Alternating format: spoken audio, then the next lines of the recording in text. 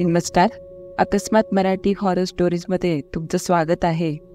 आज पुन्हा एकदा मी तुमच्यासाठी एक अद्भुत, अलौकिक आणि रहस्यमय अशी कथा घेऊन आली आहे. आजच्या व्हिडिओमध्ये आपण एक सत्य अनुभव पाहणार आहोत. तरी व्हिडिओ शेवटपर्यंत नक्की पहा. आणि जर तुम्ही या चॅनलवर नवीन असाल तर चॅनलला सबस्क्राईब करायला विसरू नका. सोबतच बेल आयकॉनवर देखील क्लिक करा, जेणेकरून तुम्हाला अशाच नवनवीन आणि थरारक कथांचे नोटिफिकेशन्स मिळत राहतील. माझी 10वीची परीक्षा संपली होती आणि मी एकदाचा निश्वास सोडला. आता मला ओढ लागली होती ती आमच्या गावी जायची. गाव म्हटले की गावाकडचे मित्र, त्यांच्याबरोबर रात्रभर चालणाऱ्या गप्पा, मस्ती, आमचे शेत आणि गोठा. गेले 2 ते 3 वर्ष आम्हाला गावी जाता आले नव्हते. त्यामुळे यावर्षी कधी एकदा गावी जातो असे झाले होते. परीक्षा आटोपल्यावर पुढच्या आठवड्यात आम्ही गावी जायचे पक्के केले. माझे काका काकू, त्यांची मुलगी, माझ्या घरचे सगळे आम्ही एकत्रच गावी जायला निघालो. जवळपास 3 वर्षांनी आम्ही गावी जात होतो. त्यामुळे काय नवीन पाहायला मिळेल याची उत्सुकता मला जास्त होती. संपूर्ण दिवसाच्या प्रवासानंतर आम्ही एकदाचे गावी पोहोचलो. सुरुवातीचे दिवस अगदी मजेत गेले, पण नंतर नवीन काय करायचे याचा विचार करू लागलो. त्या दिवशी सगळ्यांनी ठरवले की आमच्या घरापासून काही अंतरावर असलेल्या आमच्या गोठ्यावर जायचे. ठरल्याप्रमाणे मी, काका, माझा मित्र आणि आमच्या घरी असलेला कुत्रा असे आम्ही जाऊन संध्याकाळी परत येऊ असे घरी सांगितले. पण आजोबांनी मात्र नकार दिला. मी खूप हट्ट केला, पण तरीही ते ऐकत नव्हते. कारण विचारल्यावर ते चिडून म्हणाले, "नाही जायचे बोलतोय ना, मग नाही जायचं." इतकं म्हणून ते निघून गेले. शेवटी आईला सांगून आम्ही तिथे जायला निघालोच. गोठा तसा घरापासून बराच लांब होता, म्हणून काकाने बैलगाडी काढली. मी जवळपास 3 वर्षांनी बैलगाडीत बसत होतो, त्यामुळे खूप छान वाटत होतं. साधारण अर्ध्या पाऊण तासात आम्ही गोठ्यात आलो. जेवण वगैरे घेऊनच निघालो होतो. तिथे गेल्यावर मस्त जेवलो, गप्पा झाल्या. आमच्या शेतात फेरफटका मारेपर्यंत संध्याकाळ होत आली. आजोबांना कळण्याआधी आपण घरी पोहोचायला हवे असा विचार करून आम्ही निघायची तयारी केली. सूर्य मावळतीला जाऊन हळूहळू अंधार पडायला सुरुवात झाली होती.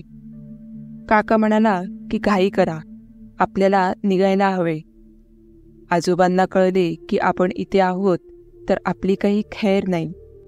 आमचा गोठा मुख्य रस्त्यापासून बराच आत होता आणि त्याला जोडणारा रस्ताही अगदी खराब होता. शेतातून जाणारा कच्चा रस्ता. त्या रस्त्याला लाईटही नव्हते. मी याआधी त्या भागात रात्र होईपर्यंत कधी थांबलो नव्हतो, त्यामुळे मला वेगळंच वाटत होते. परिसर अगदीच निर्मनुष्य वाटू लागला आणि त्यात ती भयान शांतता. पण आम्ही तिथे एकत्र होतो, त्यामुळे इतके काही वाटले नाही. मी आणि माझा मित्र गप्पा मारत होतो आणि काका बैलगाडी चालवत होता. त्या शांत वातावरणात बैलगाडीचा तो आवाज आज मात्र वेगळाच जाणवत होता. गोठ्यापासून थोडे अंतर लांब आलो असू तितक्यात काकाने ओरडून सांगितले, "मागे बघू नका." अचानक तो बैलगाडी पळवू लागला. मला वाटले की काका उगाच आपली खेचत असणार, म्हणून मी त्याला म्हणालो, "काका, घाबरवू नकोस रे उगाच." मी त्याला हे बोललो खरे, पण मला अचानक वातावरणात गारवा वाटू लागला.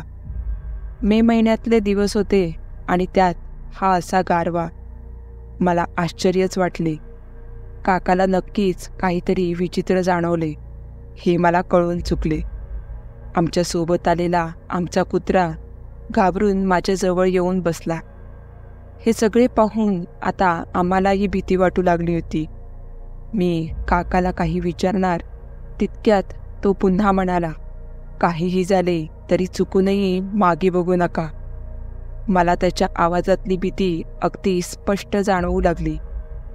तो बैलगाडी अतिशय जोरात पळवू लागला. काकाला इतके घाबरलेले पाहून आम्ही सुद्धा पुरते घाबरून गेलो होतो. तितक्यात मला मागून कोणीतरी हाक दिल्यासारखे वाटले. मी मागे वळून पाहणार तितक्यात माझ्या मित्राने माझा हात धरला आणि मला सावध करत हळूच म्हणाला, "ती मला सुद्धा हाक मारते, मागे वळून पाहू नकोस." तो खोटं बोलत नव्हता, कारण मला जी हाक ऐकू आली ती एका स्त्रीच्या आवाजातली होती. आम्ही तिघेही प्रचंड घाबरलो होतो. काका फक्त एकच बोलत होता, "मागे बघू नका." तो आवाज आता हळूहळू जवळ येऊ लागला. मला काय करावे काही सुचत नव्हते. कधी एकदा मुख्य रस्त्याला लागतो असे झाले होते. तितक्यात एक भयानक गोष्ट मला जाणवू लागली. आमच्या बैलगाडीत आमच्या तिघाशिवाय अजून कोणीतरी बसले आहे. नुसत्या कल्पनेने माझ्या अंगावर सरसरून काटा येऊन गेला. आज काही आपण जिवंत घरी जाणार नाही असा विचार मनात येऊ लागला. मी आणि माझा मित्र आम्ही दोघेही एकमेकांचा हात घट्ट पकडून बसलो होतो. मनात देवाचा धावा करत होतो. कोणीतरी मागून मला सतत हाका मारून बोलवत होतो. मी काकाकडे पाहत विचारले, "काका, हा काय प्रकार आहे?" त्याने माझ्याकडे पाहिले, पण तो एकही शब्द बोलला नाही. त्याचे न बोलणे मला सर्व काही सांगून गेले. माझा मित्र त्याला बैलगाडी अजून जोरात पळवायला सांगत होता. काही अंतर कापल्यानंतर आम्हाला मुख्य रस्ता दृष्टीस पडू लागला. तसे तो आवाजही हळूहळू धुसर होऊ लागला. असे वाटू लागले की ते जे काही होते ते आता मागे पडले आहे. शेवटी आम्ही मुख्य रस्त्याला लागलो. आम्ही जे काही अनुभवले होते त्यानंतर अजूनही मागे वळून पाहण्याची हिंमत होत नव्हती. घरी पोहोचेपर्यंत आम्ही कोणीच कोणाशी काही बोललो नाही. आम्ही घरी पोहोचलो तेव्हा काका म्हणाला की आपल्यासोबत जे घडले ते घरी चुकूनही कुणाला सांगू नका.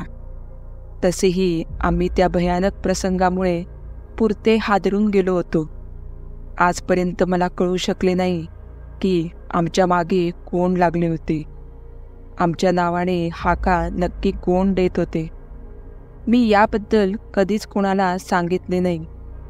काकासमोरही हा विषय पुन्हा कधीच काढला नाही. पण एक गोष्ट मला समजली की आजोबा तिथे जायला नकार का देत होते. तर मित्रांनो, आजचा हा अनुभव तुम्हाला कसा वाटला हे मला कमेंट करून नक्की सांगा. आणि व्हिडिओ आवडला असल्यास चॅनलला लाईक आणि सबस्क्राईब नक्की करा. आणि तुमच्याकडे देखील असेच काही थरारक अनुभव असतील तर ते मला कमेंटद्वारे नक्की शेअर करा. भेटूया पुढच्याच अशा एका थरारक कथेमध्ये. तोपर्यंत धन्यवाद.